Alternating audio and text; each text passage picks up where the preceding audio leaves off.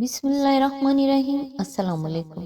کو ایسا بناؤ کہ جہاں تم ہو وہاں تمہیں سب پیار کریں، جہاں سے تم چلے جاؤ وہاں تمہیں سب یاد کریں، اور جہاں تم پہنچنے والے ہو وہاں سب انتظار کریں۔ انسانیت وہ چیز ہے جو دشمن کو بھی سہارا دینے پر مجبور کر دیتی ہے، اور احساس وہ چیز ہے جس میں غیروں کا دکھ بھی آپ کو اپنا لگتا ہے۔ 100 سال زندہ رہنے کے لیے 100 سال کی عمر ضروری نہیں ہے، صرف ایک دن ایسا اچھا کام کر جاؤ جس سے دنیا تمہیں سینکڑوں سال یاد رکھے۔ اللہ تعالیٰ سے دعا ہے کہ وہ ہم سب کو نیکی کی ہدایت دے، نیک کام کرنے والا بنائے اور اپنے نیک بندوں میں شامل کرے، آمین۔ آج انشاءاللہ سورۃ النور کی آیت نمبر 10 سے سٹارٹ کریں گے۔ اس کا ترجمہ اور تفسیر تفہیم القرآن سے بیان کروں گی جو اہل سنت جماعت کے لیے ہے۔ اعوذ باللہ من الشیطان الرجیم، بسم اللہ الرحمن الرحیم۔ تم لوگوں پر اللہ کا فضل اور اس کا رحم نہ ہوتا اور یہ بات نہ ہوتی کہ اللہ بڑا التفات فرمانے والا اور حکیم ہے تو بیویوں پر الزام کا معاملہ تمہیں بڑی پیچیدگی میں ڈال دیتا۔ آیت نمبر 11۔ جو لوگ یہ بہتان گھڑ لائے ہیں تمہارے ہی اندر کا ایک ٹولہ ہے، اس واقعے کو اپنے حق میں شر نہ سمجھو بلکہ یہ بھی تمہارے لیے خیر ہی ہے۔ جس نے اس میں جتنا حصہ لیا اس نے اتنا ہی گناہ سمیٹا، اور جس شخص نے اس کی ذمہ داری کا بڑا حصہ اپنے سر لیا اس کے لیے عذاب عظیم ہے۔ اس کی تفسیر ہے، اشارہ ہے اس الزام کی طرف جو حضرت عائشہ پر لگایا گیا تھا۔ اس کو افق کے لفظ سے تعبیر کرنا خود اللہ تعالیٰ کی طرف سے اس الزام کی مکمل تردید ہے۔ افق کے معنی ہے بات کو الٹ دینا، حقیقت کے خلاف کچھ سے کچھ بنا دینا۔ اسی مفہوم کے اعتبار سے یہ لفظ قطعی جھوٹ اور افترا کے معنی میں بولا جاتا ہے، اور اگر کسی الزام کے لیے بولا جائے تو اس کے معنی سراسر بہتان کے ہیں۔ یہاں سے اس واقعے پر کلام شروع ہوتا ہے جو اس سورہ کی نزول کا اصل سبب تھا۔ دباچے میں ہم اس کا ابتدائی قصہ خود حضرت عائشہ کی روایت سے نقل کر آئے ہیں۔ نبی صلی اللہ علیہ وآلہ وسلم سخت اذیت میں مبتلا رہے، میں روتی رہی، میرے والدین انتہائی پریشانی اور رنج و غم میں مبتلا رہے۔ آخر کار ایک روز حضور صلی اللہ علیہ وآلہ وسلم تشریف لائے اور میرے پاس بیٹھے۔ اس پوری مدت میں کبھی میرے پاس نہ بیٹھے تھے۔ حضرت ابوبکر اور ام رومان حضرت عائشہ کی والدہ نے محسوس کیا کہ آج کوئی فیصلہ کن بات ہونے والی ہے، اس لیے وہ دونوں بھی پاس آ کر بیٹھ گئے۔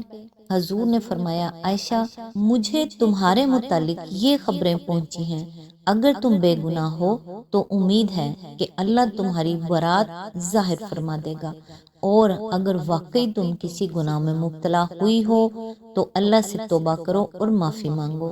بندہ جب اپنے گناہ کا معترف ہو کر توبہ کرتا تو اللہ معاف کر دیتا ہے۔ یہ بات سن کر میرے آنسو خشک ہو گئے۔ میں نے اپنے والد سے عرض کیا، آپ رسول اللہ صلی اللہ علیہ وآلہ وسلم کی بات کا جواب دیں۔ انہوں نے فرمایا، بیٹی، میری کچھ سمجھ میں نہیں آتا کہ کیا کہوں۔ میں نے اپنی والدہ سے کہا، آپ ہی کچھ کہیں۔ انہوں نے بھی یہی کہا کہ میں حیران ہوں، کیا کہوں۔ اس پر میں بولی، آپ لوگوں کے کانوں میں ایک بات پڑ گئی ہے اور دلوں میں بیٹھ چکی ہے۔ اب اگر میں کہوں کہ میں بے گناہ ہوں اور اللہ گواہ ہے کہ میں بے گناہ ہوں تو آپ لوگ نہ مانیں گے، اور اگر خواہ مخواہ ایک ایسی بات کا اعتراف کروں جو میں نے نہیں کی اور اللہ جانتا ہے کہ میں نے نہیں کی تو آپ لوگ مان لیں گے۔ میں نے اس وقت حضرت یعقوب کا نام یاد کرنے کی کوشش کی مگر نہ یاد آیا۔ آخر میں نے کہا، اس حالت میں میرے لیے اس کے سوا اور کیا چارہ ہے کہ وہی بات کہوں جو حضرت یوسف علیہ السلام کے والد نے کہی تھی، فَصَبْرٌ جَمِیلٌ، یعنی اشارہ ہے اس واقعے کی طرف، جبکہ حضرت یعقوب علیہ السلام کے سامنے ان کے بیٹے بن یامین پر چوری کا الزام بیان کیا گیا تھا۔ سورہ یوسف رکوع نمبر 10 میں اس کا ذکر گزر چکا ہے۔ یہ کہہ کر میں لیٹ گئی اور دوسری طرف کروٹ لے لی۔ میں اس وقت اپنے دل میں کہہ رہی تھی کہ اللہ میری بے گناہی سے واقف ہے اور وہ ضرور حقیقت کھول دے گا، اگرچہ یہ بات تو میرے وہم و گمان میں بھی نہ تھی کہ میرے حق میں وحی نازل ہوگی جو قیامت تک پڑھی جائے گی۔ میں اپنی ہستی کو اس سے کم تر سمجھتی تھی کہ اللہ خود میری طرف سے بولے، مگر میرا یہ گمان تھا کہ رسول اللہ صلی اللہ علیہ وآلہ وسلم کوئی خواب دیکھیں گے جس میں اللہ تعالیٰ میری برات ظاہر فرما دے گا۔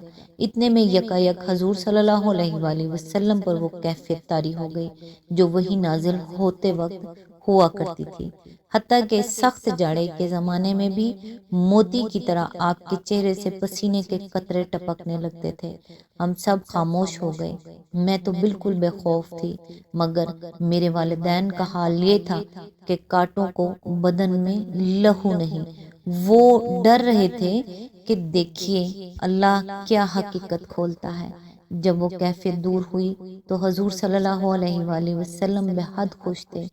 آپ نے ہنستے ہوئے پہلی بات جو فرمائی وہ یہ تھی کہ مبارک ہو عائشہ، اللہ نے تمہاری برات نازل فرما دی۔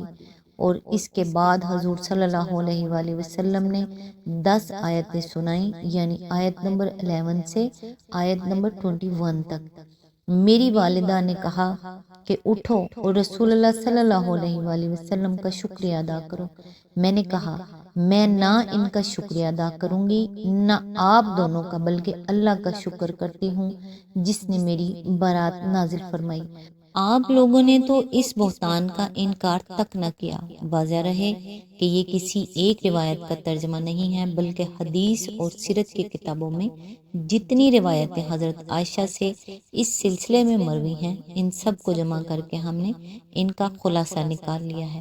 اس موقع پہ یہ نکتہ لطیف بھی سمجھ لینا چاہیے کہ حضرت عائشہ کی برات بیان کرنے سے پہلے پورے ایک رکوع میں زنا اور قذف اور لعان کے احکام بیان کر کے اللہ تعالیٰ نے دراصل اس حقیقت پر متنبہ فرمایا کہ زنا کے الزام کا معاملہ کوئی تفریحی مشغلہ نہیں ہے جسے نقل و محل کے طور پر استعمال کیا جائے۔ یہ ایک نہایت سنگین بات ہے۔ الزام لگانے والے کا الزام اگر سچا ہے تو وہ گواہی لائے۔ زانی اور زانیہ کو انتہائی ہولناک سزا دی جائے گی۔ اگر جھوٹا ہے تو الزام لگانے والا اس لائق ہے کہ اس کی پیٹھ پر 80 کوڑے برسا دیے جائیں، تاکہ آئندہ وہ یا کوئی اور ایسی جرت نہ کرے، اور یہ الزام اگر شوہر لگائے تو عدالت میں لعان کر کے اسے معاملہ صاف کرنا ہوگا۔ اس بات کو زبان سے نکال کر کوئی شخص بھی خیریت سے بیٹھا نہیں رہ سکتا، اس لیے کہ یہ مسلم معاشرہ ہے جسے دنیا میں بھلائی قائم کرنے کے لیے برپا کیا گیا ہے۔ اس میں نہ زنا ہی تفریح بن سکتی ہے اور نہ اس کے چرچے ہی خوش باشی اور دل لگی کے موضوع قرار پا سکتے ہیں۔ روایات میں صرف چند آدمیوں کے نام ملتے ہیں جو یہ افواہیں پھیلا رہے تھے۔ عبداللہ بن ابی، زید بن رفع جو غالباً رفع بن زید یہودی منافق کا بیٹا تھا، مصطح بن اساسہ، حسان بن ثابت اور حمنہ بنت جہش۔ ان میں سے پہلے 2 منافق تھے اور باقی 3 مومن تھے جو غلطی اور کمزوری سے اس فتنے میں پڑ گئے تھے۔ ان کے سوا اور جو لوگ اس گناہ میں کم و بیش مبتلا ہوئے ان کا ذکر حدیث و سیرت کی کتابوں میں نظر سے نہیں گزرا۔ آیت نمبر 11 کی تفسیر تھوڑی لمبی ہے، اس لیے یہیں تک آج کرتے ہیں۔ نیکسٹ انشاءاللہ یہیں سے سلسلہ شروع کریں گے جہاں سے ٹوٹ رہا ہے۔ تب تک کے لیے دعاؤں میں یاد رکھیے گا۔ اللہ حافظ۔